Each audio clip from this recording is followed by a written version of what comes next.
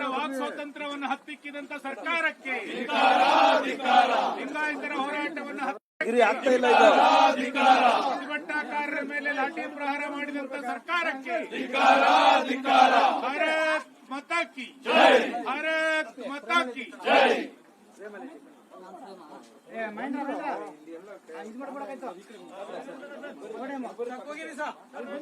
ಭಾರತ್ ಮಾತಾ ಕಿ ಜೈ, ಭಾರತ್ ಮಾತಾ ಕಿ ಜೈ.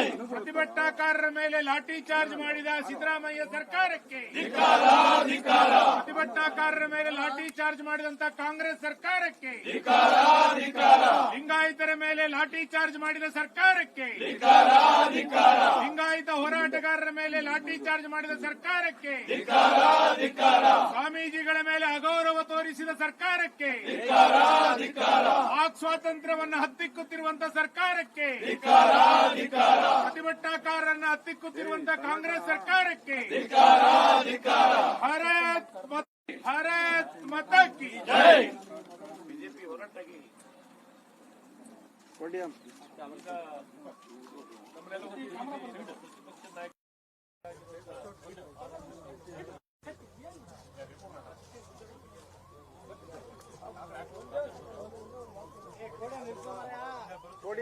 ಭಾರತ್ ಮಾತಾ ಕಿ ಜೈ. ಲಿಂಗಾಯತರ ವಿರೋಧಿ ಕಾಂಗ್ರೆಸ್ ಸರ್ಕಾರಕ್ಕೆ, ಲಿಂಗಾಯತರ ವಿರೋಧಿ ಕಾಂಗ್ರೆಸ್ ಸರ್ಕಾರಕ್ಕೆ, ಪ್ರಜಾಪ್ರಭುತ್ವ ದಮನ ಮಾಡುತ್ತಿರುವ ಕಾಂಗ್ರೆಸ್ ಸರ್ಕಾರಕ್ಕೆ, ಪ್ರಜಾಪ್ರಭುತ್ವ ದಮನ ಮಾಡುತ್ತಿರುವ ಕಾಂಗ್ರೆಸ್ ಸರ್ಕಾರಕ್ಕೆ ಬಂಧುಗಳೇ,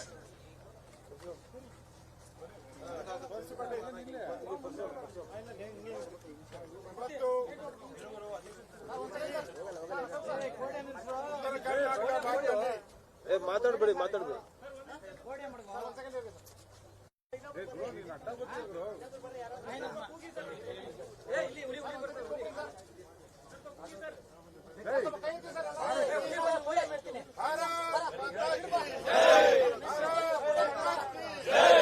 ಲಿಂಗಾಯತ ವಿರೋಧಿ ಕಾಂಗ್ರೆಸ್ ಸರ್ಕಾರಕ್ಕೆ, ಲಿಂಗಾಯತರ ವಿರೋಧಿ ಕಾಂಗ್ರೆಸ್ ಸರ್ಕಾರಕ್ಕೆ ಉಳಿಯಲಿ ಉಳಿಯಲಿ ಉಳಿಯಲಿ ಉಳಿಯಲಿ ಉಳಿಯಲಿ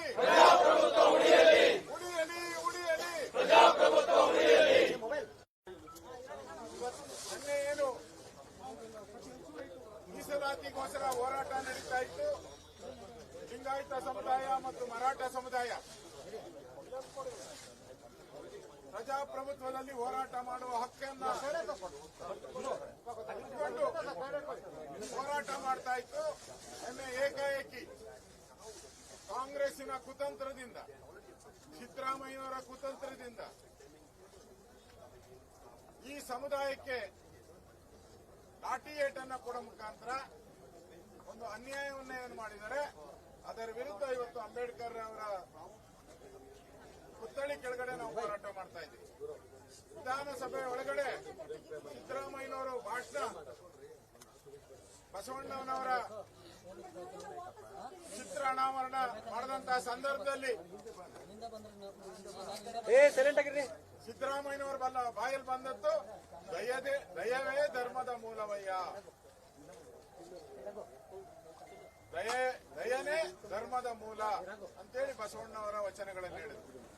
ಇಲ್ಲಿ ದಯೆ ಇಲ್ಲದೆ ರಕ್ತ ಬರೋ ರೀತಿ ಯಾರು ಬಸವಣ್ಣನವರ ಅವ್ರ ಮೇಲೆ ಹಲ್ಲೆ ಮಾಡಿರ್ತಕ್ಕಂಥದ್ದು, ಇವರೇ ಕಲ್ಲುಗಳನ್ನ ತೂರಿ ಸರ್ಕಾರದ ಕಡೆಯಿಂದನೇ ಮಾಡಿರುವಂತದ್ದು ಅನ್ಸುತ್ತೆ. ಯಾವಾಗ ಒಂದು ವಾರದಿಂದಲೇ ಟ್ರ್ಯಾಕ್ಟರ್ ಬರಬಾರ್ದು, ಕಾರುಗಳಲ್ಲಿ ಬರಬಾರ್ದು, ಕ್ರೂಸರಲ್ಲಿ ಬರಬಾರ್ದು ಅಂತ ಡಿಸಿ ಕೈ ನಿರ್ಬಂಧ ಮಾಡಿದ್ರು, ಅವತ್ತೇ ಈ ಕಾಂಗ್ರೆಸ್ ಅವರು ಈ ಸರ್ಕಾರ, ಸಿದ್ದರಾಮಯ್ಯ ಸರ್ಕಾರ ಪ್ರೀ ಪ್ಲಾನ್ ಮಾಡಿದೆ. ಗಲಭೆ ಮಾಡಿಸ್ಬೇಕು, ಶಾಂತಿ ಕದಡಬೇಕು, ಆಪಾದನೆಯನ್ನ ಆ ಸಮುದಾಯದ ಮೇಲೆ ಹಾಕಬೇಕು, ಅವರ ಅಪರಾಧಿ ಸ್ಥಾನದಲ್ಲಿ ನಿಲ್ಲಿಸಬೇಕು ಅಂತ ಕುತಂತ್ರ ಮಾಡಿರುವಂತ ಈ ಸಿದ್ದರಾಮಯ್ಯ ಇವತ್ತು ಏಕಾಏಕಿ ಅವರ ಮೇಲೆ ಹೊಡೆದಿರುವಂತ ಇದು ಅಕ್ಷಮ್ಯ ಅಪರಾಧ. ಇದು ಕೂಡಲೇ ಕಾಂಗ್ರೆಸ್ ಪಾರ್ಟಿ, ಕಾಂಗ್ರೆಸ್ ಸರ್ಕಾರ ಆ ಸಮುದಾಯದ ಮುಂದೆ ಕ್ಷಮಾಪಣೆ ಕೇಳಬೇಕು ಅಂತ ಹೇಳಿ ನಾವು ಬಿಜೆಪಿ ಆಗ್ರಹವನ್ನ ಮಾಡ್ತಾ ಇದ್ದೀರಿ. ಅದೇ ರೀತಿ ಯಾವ ಪೊಲೀಸ್ ಅಧಿಕಾರಿಗಳು ಸ್ವೇಚ್ಛಾಚಾರದಿಂದ ಕಾನೂನನ್ನ ಕೈಗೆ ತೆಗೆದುಕೊಂಡು ಈ ಸಮುದಾಯದ ಮೇಲೆ ಹಲ್ಲೆ ಮಾಡಿದರೆ ಆ ಅಧಿಕಾರಿಗಳನ್ನ ಸಸ್ಪೆಂಡ್ ಮಾಡಬೇಕು. ಇದನ್ನ ನ್ಯಾಯಾಂಗ ತನಿಖೆಗೆ ಒಪ್ಪಿಸಬೇಕು. ನ್ಯಾಯಾಂಗ ತನಿಖೆಯಿಂದ ಸತ್ಯ ಹೊರಬರಬೇಕು. ಈ ಹೋರಾಟವನ್ನ ಮಾಡೋದಕ್ಕೋಸ್ಕರ ನಾವೆಲ್ಲರೂ ಇವತ್ತು ಇಲ್ಲಿ ಸೇರಿರ್ತಕ್ಕಂಥದ್ದು. ಇದನ್ನ ವಿಧಾನಸಭೆ ಒಳಗಡೆನೂ ಕೂಡ ನಾವು ಹೋರಾಟ ಮಾಡ್ತೀರಿ. ಕಾಂಗ್ರೆಸ್ ಅವರೇನು ಬೊಗಳೆ ಬಿಡ್ತಾರೆ. ನಾವು ಬಸವಣ್ಣ ಅವ್ರ ಬಗ್ಗೆ ಬಹಳ ಪ್ರೀತಿ, ಇಲ್ಲಿ ವಿಧಾನಸೌಧ ಒಳಗಡೆ ಪ್ರೀತಿ, ಆಚೆ ಕಡೆ ಬಸವಣ್ಣವರ ಅನುಯಾಯಿಗಳ ಮೇಲೆ ಲಾಠಿ. ಇವರ ಒಂದು ನೀತಿ ಇದೆ. ಅದರ ವಿರುದ್ಧವಾದಂತಹ ಹೋರಾಟವನ್ನ, ಕಾಂಗ್ರೆಸ್ ವಿರುದ್ಧವಾದಂತಹ ಹೋರಾಟವನ್ನ ನಾವು ಮಾಡ್ತೀರಿ. ಇದನ್ನ ಅಧಿವೇಶನದೊಳಗಡೆ ಪ್ರಸ್ತಾವ ಮಾಡಿ ಅವರಿಗೆ ನ್ಯಾಯ ಸಿಗೋ ರೀತಿ ನಮ್ಮ ಹೋರಾಟವನ್ನ ನಾವು ಮುಂದುವರಿಸ್ತೀವಿ. ಅಧ್ಯಕ್ಷ ಇಲ್ಲದ ಮುಖ್ಯಮಂತ್ರಿಗೆ ಮುಖ್ಯಮಂತ್ರಿಗೆ ಮಾನ್ಯ ಬಂಧುಗಳೇ, ಕಾಂಗ್ರೆಸ್ಸಿನ ನೀತಿ ಹೇಗಿದೆ ಅಂದ್ರೆ, ಮಾನ್ಯ ಮುಖ್ಯಮಂತ್ರಿಗಳ ನೀತಿ ಹೇಗಿದೆ ಅಂದ್ರೆ, ಕೈಯಲ್ಲಿ ಶರಣು ಕಂಕಳಲ್ಲಿ ದೊಣ್ಣೆ. ಇದೇ ದೊಣ್ಣೆ ನೆನ್ನೆ ಕೆಲಸ ಮಾಡಿರ್ತಕ್ಕಂಥದ್ದು. ಅರ್ಥ ಮಾಡಿಕೊಳ್ಬೇಕು. ಕಾಂಗ್ರೆಸ್ಸಿನ ನೀತಿ ಲಿಂಗಾಯತ ಸಮುದಾಯದ ವಿರುದ್ಧವಾಗಿ, ವೀರಶೈವ ಸಮುದಾಯದ ವಿರುದ್ಧವಾಗಿ ಇವತ್ತಲ್ಲ, ನಿಜಲಿಂಗಪ್ಪನವರ ಕಾಲದಿಂದ ಇವತ್ತಿನವರೆಗೂ ಇದೇ ದ್ವಂದ್ವ ನೀತಿಯನ್ನ ಅನುಸರಿಸಿಕೊಂಡು ಬಂದಿದೆ. ವೀರೇಂದ್ರ ಪಾಟೀಲ್ ಸಾಹೇಬರಿಗೆ ಯಾವ ರೀತಿ ಅವರು ಮಾಡಿದ್ರು ಅಂತಕ್ಕಂಥದ್ದು ಇನ್ನೂ ಕೂಡ ಅಚ್ಚಳಿಯದೆ ಉಳಿದಿದೆ. ಇಂತಹ ಸಂದರ್ಭದಲ್ಲಿ ಮಾನ್ಯ ಮುಖ್ಯಮಂತ್ರಿಗಳು ಮೊದಲ ಅವಧಿಯಲ್ಲಿ 13ರಿಂದ 18ರವರೆಗೆ ಮುಖ್ಯಮಂತ್ರಿ ಆಗಿದ್ದ ಸಂದರ್ಭದಲ್ಲಿ ಯಾವ ರೀತಿ ಆ ಸಮಾಜವನ್ನ ಒಡೆಯಲಿಕ್ಕೆ ಪ್ರಯತ್ನ ಮಾಡಿದ್ರು, ಮುಖಂಡರುಗಳನ್ನ ಹತ್ತಿಕ್ಕುವ ಕೆಲಸವನ್ನ ಮಾಡಿದ್ರು. ಇದು ಜಗಜ್ಜಾಗೀರು ಆಗಿದೆ. ಇದನ್ನ ಇವತ್ತು ಅರ್ಥ ಮಾಡಿಕೊಳ್ಬೇಕು. ಇವತ್ತೇನು ಸಮುದಾಯ ಮೀಸಲಾತಿಗಾಗಿ ಹೋರಾಟ ಮಾಡ್ತಿದೆ, ನಮ್ಮ ಸರ್ಕಾರ ಇರುವಾಗ ಮೀಸಲಾತಿಯನ್ನ ನೀಡಲಾಗಿತ್ತು. ನಾವು ಕೊಟ್ಟ ಮಾತನ್ನ ಉಳಿಸ್ಕೊಂಡಿದ್ವಿ. ಹೇಳ್ತಿರಲ್ಲ, ನುಡಿದಂತೆ ನಡೆದಿದ್ದೇವೆ. ಎಲ್ಲಿ ನಡೆದಿದ್ದೀವಿ ಸ್ವಾಮಿ? ನೀವು ಯಾವುದೋ ನುಡಿದಂತೆ ನೀವು ನಡೆದಿಲ್ಲ. ಇವತ್ತು ಅರ್ಥ ಮಾಡಿಕೊಳ್ಬೇಕು.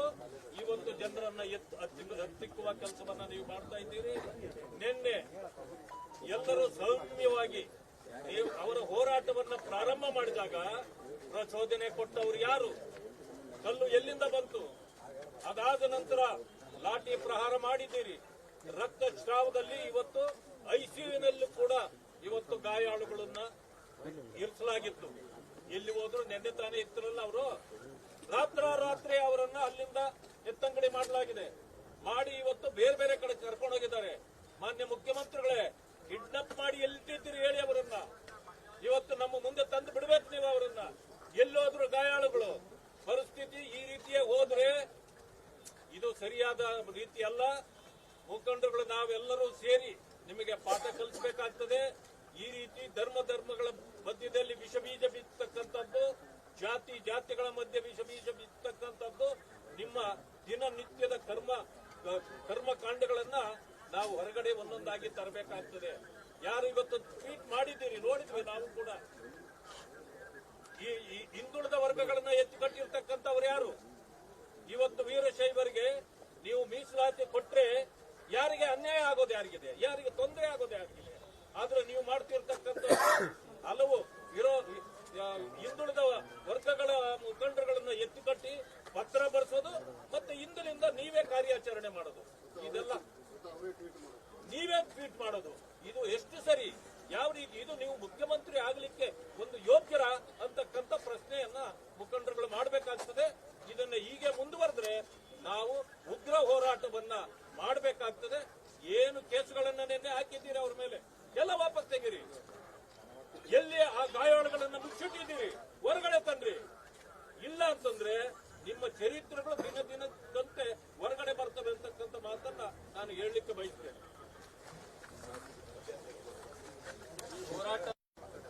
ಹೋರಾಟ ಉದ್ದೇಶಿಸಿ ಸಿ.ಟಿ. ಪಾಟೀಲ್ ಮಾತಾಡಬೇಕು. ಮುಖ್ಯಮಂತ್ರಿಗಳ ಮೊನ್ನೆಯ ದಿನ ಪಂಚಮಸಾಲಿ ಹೋರಾಟದ ಮೇಲೆ ಲಾಠಿ ಚಾರ್ಜ್ ಮಾಡಿ ವಕೀಲರ ಎಲಬನ್ನು ಮುರಿದ್ರು, ಕೈಯನ್ನು ಮುರಿದು, ತಲೆ ಮುರಿದು, ಬಡ ಸಂಚಾರಶಾಲಿಗಳಿಗೆ ಪಟ್ಟಿ ಮೇಲೆ ಹೊಡೆದು, ದುಬ್ಬದ ಮೇಲೆ ಹೊಡೆದು ಬಹಳ ಘೋರವಾದ ಅನ್ಯಾಯವನ್ನು ಮಾಡಿದ್ದೀರಿ. ಸನ್ಮಾನ್ಯ ಮುಖ್ಯಮಂತ್ರಿಗಳೇ, ಈ ಸುವರ್ಣಸೌಧ ಏನೈತಲ್ಲ, ಇದು ನಮ್ಮ ನಾಯಕರಾದಂತ ಯಡಿಯೂರಪ್ಪನವರು ಕಟ್ಟಿಸಿದಂತ ಸುವರ್ಣಸೌಧ. ಇಲ್ಲಿ ರಾಣಿ ಚೆನ್ನಮ್ಮನ ನಾಡಿದು, ರಾಣಿ ಚೆನ್ನಮ್ಮನ ಆಡಿದಂತ ನಾಡಿದು. ಇಲ್ಲಿ ರಾಣಿ ಚೆನ್ನಮ್ಮನ ವಂಶಜರ ರಕ್ತವನ್ನ ನೀವು ಹರಿಸಿದ್ದೀರಿ. ರಾಣಿ ಚೆನ್ನಮ್ಮನ ಮತ್ತು ವಂಶಜರ ಸಮಾಜದ ಶಾಪ ನಿಮಗೆ ತಡ್ತೈತಿ. ಆದಷ್ಟು ಬೇಗನೆ ಆ ಶಾಪ, ಆ ಬಡ ಪ್ರಾಣಿಗಳ ರಕ್ತ ನಡೆದಲ್ಲ, ಅದು ನಿಮ್ಮ ಕುರ್ಚಿಯನ್ನು ಬಿಡಕ್ ಬಂದ ನಿಮ್ಮ ಕುರ್ಚಿಯನ್ನು ಅಲ್ಲಾಡಿಸಿ ಕುರ್ಚಿಯಿಂದ ಕೆಡತೈತಿ ಅನ್ನುವಂತ ಎಚ್ಚರಿಕೆಯನ್ನು ನಾನು ಕೊಡ್ತೇನೆ. ಸ್ವಾಮಿಗಳನ್ನ ಬಂಧನ ಮಾಡಿದ್ದೀರಿ. ಸ್ವಾಮಿಗಳನ್ನ ಬಂಧನ ಮಾಡಿದ್ದನ್ನ ಇತಿಹಾಸದಲ್ಲಿ ನಾವೆಲ್ಲಿ ನೋಡಿಲ್ಲ. ಕೂಡಲೇ ಸ್ವಾಮಿಗಳಲ್ಲಿ ಕ್ಷಮಾಪಣೆ ಕೇಳಬೇಕು. ನಮಗೆ 2A ಅಥವಾ 2D ಮೀಸಲಾತಿಯನ್ನ ಕೊಡಬೇಕು. ನಿಮ್ಮ ಲಾಠಿಚಾರ್ಯದಿಂದ ನಾವು ಕುಗ್ಗುವುದಿಲ್ಲ, ಜಗ್ಗುವುದಿಲ್ಲ, ಬಗ್ಗುವುದಿಲ್ಲ. ಮತ್ತೆ ಇವತ್ತಿನಿಂದ ನಮ್ಮ ಸ್ವಾಮಿಗಳ ನೇತೃತ್ವದಲ್ಲಿ ನಮ್ಮ ಒಂದು ಪ್ರತಿಭಟನೆಯನ್ನ ಮುಂದುವರಿಸ್ತೇವೆ. ದಿನ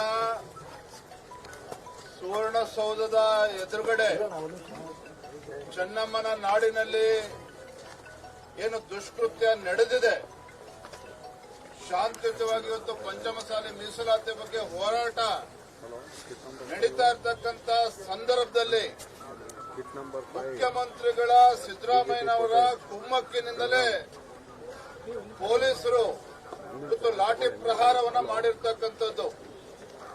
ಮುಖ್ಯಮಂತ್ರಿಗಳು ಅವರು ಈ ಸಮಾಜಗಳ ಬಗ್ಗೆ ಒಡೆದಾಡುವ ನೀತಿಯನ್ನ ಹಿಂದೆ ಮುಖ್ಯಮಂತ್ರಿ ಇದ್ದಾಗಲೂ ಕೂಡ ಅದನ್ನೇ ಅನುಸರಿಸಿಕೊಂಡು ಬಂದಿರತಕ್ಕಂಥದ್ದು.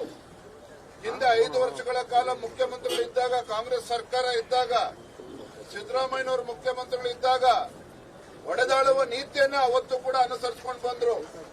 ವೀರಶೈವ ಲಿಂಗಾಯತ ಪ್ರತ್ಯೇಕ ಧರ್ಮ ಅಂತೇಳಿ ಬೆಂಕಿ ಎತ್ತಕ್ಕಂಥ ಕೆಲಸವನ್ನ ಮಾಡಿದ್ರು. ಇವತ್ತು ಶಾಂತಿಯುತವಾಗಿ ಇಲ್ಲಿ ಪ್ರತಿಭಟನೆ ನಡೀತಾ ಇದ್ರೆ, ಧರಣಿ ನಡೀತಾ ಇದ್ರೆ, ಅಲ್ಲಿ ಪೊಲೀಸರನ್ನ ಚೂ ಬಿಟ್ಟು ಒಂದು ಪ್ರಹಾರವನ್ನ ಏನ್ ಮಾಡಿದ್ದಾರೆ. ಇವತ್ತು ರಕ್ತದೋಕಳಿಯಲ್ಲಿ ಆಗಿರ್ತಕ್ಕಂಥದ್ದು. ನಾನು ರಾಜ್ಯದ ಮುಖ್ಯಮಂತ್ರಿಗಳಿಗೆ ನಾನು ಕೇಳೋದಕ್ಕೆ ಇಚ್ಛಪಡ್ತೇನೆ, ಯಾಕೆ ಮುಖ್ಯಮಂತ್ರಿಗಳು ಸಿದ್ದರಾಮಯ್ಯನವರೇ ಪ್ರಜಾಪ್ರಭುತ್ವದ ಬಗ್ಗೆ ನಿಮಗೆ ವಿಶ್ವಾಸ ಇಲ್ವಾ? ಈ ರಾಜ್ಯದಲ್ಲಿ ಇವತ್ತು ಯಾರೂ ಕೂಡ ಧ್ವನಿ ಎತ್ತೋ ಆಗಿಲ್ವಾ? ಯಾವ ಇವತ್ತು ಕಿತ್ತೂರಾಣಿ ಚೆನ್ನಮ್ಮನ ನಾಡಿನಲ್ಲಿ ಸುವರ್ಣಸೌಧದಲ್ಲಿ ಇವತ್ತು ಉತ್ತರ ಕರ್ನಾಟಕದ ಬಗ್ಗೆ ಚರ್ಚೆನೂ ಆಗಬೇಕು ಅಂತೇಳಿ, ಜ್ವಲಂತ ಸಮಸ್ಯೆಗಳ ಬಗ್ಗೆ ಚರ್ಚೆ ಆಗಬೇಕು ಅಂತೇಳಿ ಅಧಿವೇಶನ ನಡೀತಾ ಇದ್ದಾಗ ಇವತ್ತು ಮೀಸಲಾತಿ ಬಗ್ಗೆ ಹೋರಾಟ ಮಾಡ್ತಾ ಇದ್ರೆ, ಮುಖ್ಯಮಂತ್ರಿಗಳು ಸೌಜನ್ಯಕ್ಕಾದ್ರೂ ಸಹ ನಿಜವಾಗ್ಲೂ ಕೂಡ ಅವ್ರು ಪ್ರಾಮಾಣಿಕರಿದ್ದಿದ್ರೆ 10 ಹೆಜ್ಜೆ ಹೋಗಿ ಅಲ್ಲಿ ಸ್ವಾಮೀಜಿಗಳನ್ನ ಭೇಟಿ ಮಾಡಿ ಅವರ ಅಹವಾಲನ್ನ ಸ್ವೀಕಾರ ಮಾಡಬಹುದಿತ್ತು. ಅದನ್ನ ಮಾಡಲಿಲ್ಲ.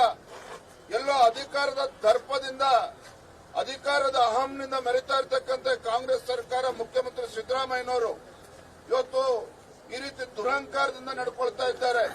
ದುರಹಂಕಾರದಿಂದ ಮಾನ್ಯ ಮುಖ್ಯಮಂತ್ರಿ ಸಿದ್ದರಾಮಯ್ಯ ನಡ್ಕೊಳ್ತಾ ಇದ್ದಾರೆ. ನಾನಿವತ್ತು ಏನು ಬಿಜೆಪಿ ಎಲ್ಲ ನಮ್ಮ MLA-MLCಗಳು ಧರಣಿ ಮಾಡ್ತಾ ಇದ್ದೇವೆ. ಈ ರಾಜ್ಯದ ಮುಖ್ಯಮಂತ್ರಿಗಳಿಗೆ ಎಚ್ಚರಿಕೆಯನ್ನು ಕೊಡೋದಕ್ಕೆ ಇಚ್ಛಪಡ್ತೇನೆ. ಇವತ್ತು ಜೆಡಿಎಸ್ ಪಕ್ಷದ ನಾಯಕರುಗಳು ಕೂಡ ಇದ್ದಾರೆ. ಅಧಿಕಾರ ಅನ್ನೋದು ಶಾಶ್ವತ ಅಲ್ಲ. ಮಾನ್ಯ ಮುಖ್ಯಮಂತ್ರಿ ಸಿದ್ದರಾಮಯ್ಯನವರೇ, ಅಧಿಕಾರ ಅಂತಕ್ಕಂಥದ್ದು ಶಾಶ್ವತ ಅಲ್ಲ. ನೀವು ಅಧಿಕಾರ ಇದ್ದಾಗ ಯಾವ ರೀತಿ ಅದನ್ನ ಸದುಪಯೋಗ ಪಡಿಸಿಕೊಂಡಿದ್ದೀರಿ ಅನ್ನೋದು ಮುಖ್ಯ. ಅಧಿಕಾರವನ್ನ ಸರಿಯಾಗಿ ಸದ್ಬಳಕೆ ಮಾಡಿಕೊಳ್ಳದೇನೆ ಜಾತಿಗಳ ಮಧ್ಯೆ ವಿಷಬೀಜವನ್ನ ಬಿತ್ತಿ, ಜಾತಿಗಳ ಮಧ್ಯೆ ವಿಷಬೀಜವನ್ನು ಎತ್ತಿ, ಧರ್ಮಗಳ ಮಧ್ಯೆ ವಿಷಬೀಜವನ್ನ ಬಿತ್ತಿ ಇವತ್ತು ಬೆಳಗಾವಿನಲ್ಲೂ ಕೂಡ ಇವತ್ತು ಪೊಲೀಸರನ್ನ ಬಿಟ್ಟು ಇವತ್ತು ಲಾಠಿ ಪ್ರಹಾರ ಮಾಡಿದರೆ ಇದು ಅಕ್ಷಮ್ಯ ಅಪರಾಧ. ಇವತ್ತು ಮಾನ್ಯ ಮುಖ್ಯಮಂತ್ರಿ ನಿಮ್ಮ ಕಾಂಗ್ರೆಸ್ ಸರ್ಕಾರ ಮಾಡಿರ್ತಕ್ಕಂಥದ್ದು. ನಾನು ಆಗ್ರಹವನ್ನ ಮಾಡ್ತೇನೆ, ಸನ್ಮಾನ್ಯ ಮುಖ್ಯಮಂತ್ರಿಗಳು ಸಿದ್ದರಾಮಯ್ಯನವರು ಬೇಷರತ್ತಾಗಿ ಇವತ್ತು ಕ್ಷಮೆನ ಕೇಳಬೇಕು. ಸ್ವಾಮೀಜಿಗಳಲ್ಲಿ ಇವತ್ತು ಯಾವ ಸಮುದಾಯ ಇವತ್ತು ಈ ನಾಡಿಗೆ 2 ತುತ್ತು ಅನ್ನವನ್ನ ಕೊಡ್ತಕ್ಕಂಥ ಅತಿ ಹೆಚ್ಚು ರೈತರಿರ್ತಕ್ಕಂಥ ಸಮಾಜಕ್ಕೆ ಇವತ್ತು ಕ್ಷಮಾಪಣೆಯನ್ನು ಕೇಳಬೇಕು. ಅದೇ ರೀತಿ ಯಾವ ಅಧಿಕಾರಿಗಳು ಇವತ್ತು ವರ್ತನೆಯಿಂದ ಇವತ್ತು ಅಲ್ಲಿ ರಕ್ತ ಹರಿತಕ್ಕಂಥ ಕೆಲಸ ಆಗಿದೆ, ಅವರ ವಿರುದ್ಧ ಬಿಗಿಯಾದಂತ ಕ್ರಮವನ್ನ ಕೈಗೊಳ್ಳಬೇಕು ಅಂತ ಹೇಳಿ ಇವತ್ತು ನಾನು ಆಗ್ರಹವನ್ನ ಮಾಡ್ತಾ ಇದ್ದೇನೆ. ಸದನದ ಒಳಗಡೆನೂ ಸಹ ಬಿಜೆಪಿ ಜೆಡಿಎಸ್ ಪಕ್ಷ ಎರಡೂ ಕೂಡ ಒಟ್ಟಾಗಿ ಇವತ್ತು ಮುಖ್ಯಮಂತ್ರಿಗಳಿಂದ ಉತ್ತರ ಪಡಿತಕ್ಕಂಥ ಕೆಲಸವನ್ನ ನಾವು ಮಾಡ್ತೇವೆ. ಸರ್ವಾಧಿಕಾರಿ ಸಿದ್ದರಾಮಯ್ಯ ಅವರಿಗೆ, ಸರ್ವಾಧಿಕಾರಿ ದರ್ಪ ದೌರ್ಜನ್ಯ ಮಾಡ್ತಾ ಇರುವ ಸಿದ್ದರಾಮಯ್ಯ ಸರ್ಕಾರಕ್ಕೆ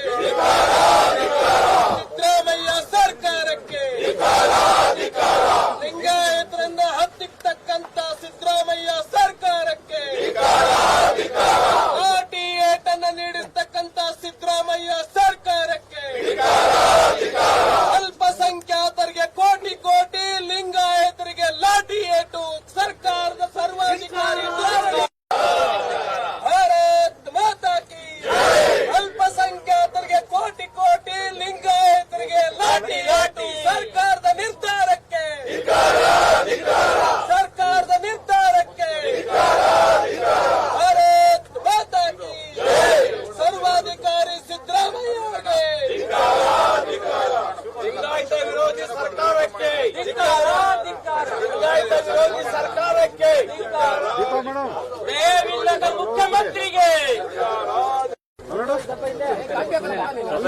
ಸರ್ ಸ್ವಲ್ಪ ಮಾತಾಡಿ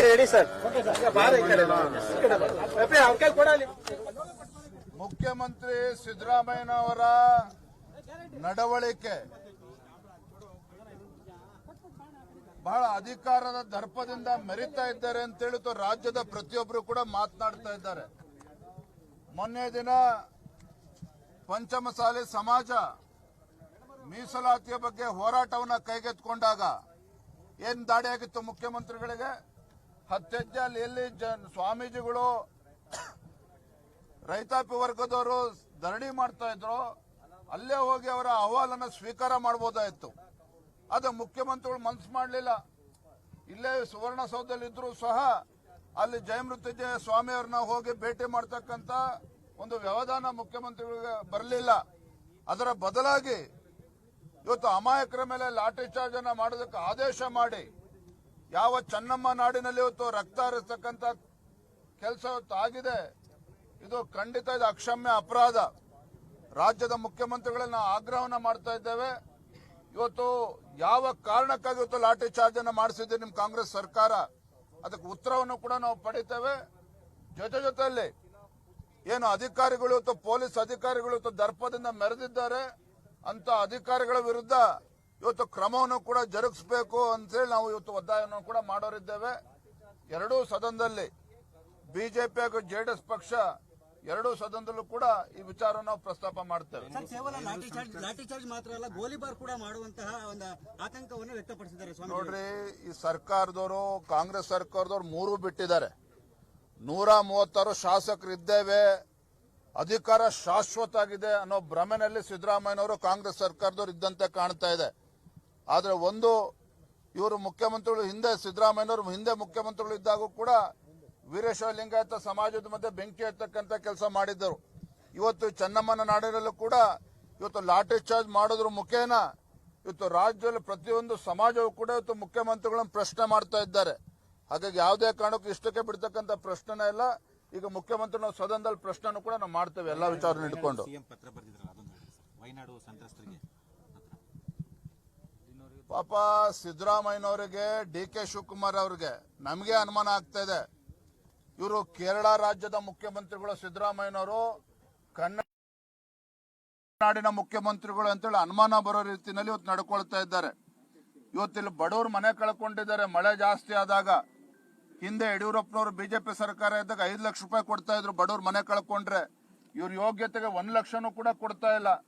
ಆದ್ರೆ ಪಕ್ಕದ ಕೇರಳದ ರಾಜ್ಯದಲ್ಲಿ ಗಾಂಧಿ ಕುಟುಂಬಕ್ಕೆ ಖುಷಿ ಪಡಿಸೋದಕ್ಕೆ, ರಾಹುಲ್ ಗಾಂಧಿ, ಪ್ರಿಯಾಂಕಾ ಗಾಂಧಿ ಖುಷಿ ಪಡಿಸೋದಕ್ಕೆ ಅಲ್ಲಿ ಬಡವರಿಗೆ ಮನೆ ಕಟ್ಸ್ಕೊಡ್ತೇವೆ ಅಂತೇಳಿ ಇವತ್ತು ಹೇಳ್ತಾ ಇದ್ದಾರೆ.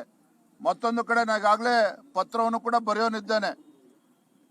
ಅಲ್ಲಿ ಕೇರಳ ಉಪಚುನಾವಣೆ ನಡೀಬೇಕಾದ್ರೆ ಪ್ರಿಯಾಂಕಾ ಗಾಂಧಿ ಚುನಾವಣೆ ಸ್ಪರ್ಧೆ ಮಾಡಿದಾಗ ಸ್ವತಃ ಡಿ.ಕೆ. ಶಿವಕುಮಾರ್ ಅವರು ಇವತ್ತು ಅಲ್ಲಿ ಬಂಡೀಪುರದಲ್ಲಿ ವಾಹನಗಳು ರಾತ್ರಿ ಓಡಾಡೋದಕ್ಕೂ ಕೂಡ ನಾವು ಮುಕ್ತ ಅವಕಾಶ ನೀಡ್ತೇವೆ ಅಂತೇಳಿ ಇವತ್ತು ಸ್ವತಃ ಮುಖ್ಯಮಂತ್ರಿಗಳು, ಉಪಮುಖ್ಯಮಂತ್ರಿಗಳು ಹೇಳಿರ್ತಕ್ಕಂಥದ್ದು ಖಂಡಿತ ಸರಿಯಲ್ಲ. ಇವತ್ತು ಉಚ್ಚ ನ್ಯಾಯಾಲಯದ ಸುಪ್ರೀಂ ಕೋರ್ಟ್ನಲ್ಲಿ ಇದ್ರ ಬಗ್ಗೆ ತೀರ್ಮಾನ ಆಗಿದೆ. ಇದರ ನಡುವೆನೂ ಸಹ ಇವತ್ತು ರಾಜ್ಯದ ಹಿತಾಸಕ್ತಿಯನ್ನ ಸಂಪೂರ್ಣ ಮರ್ತಿದ್ದಾರೆ ಇವತ್ತು ಸಿದ್ದರಾಮಯ್ಯನವರು, ಡಿ.ಕೆ. ಶಿವಕುಮಾರ್ ಅವರು. ಈ ವಿಚಾರವನ್ನು ಕೂಡ ನಾವು ಸದನದಲ್ಲಿ ಪ್ರಸ್ತಾಪ ಮಾಡ್ತೇವೆ. Thank you.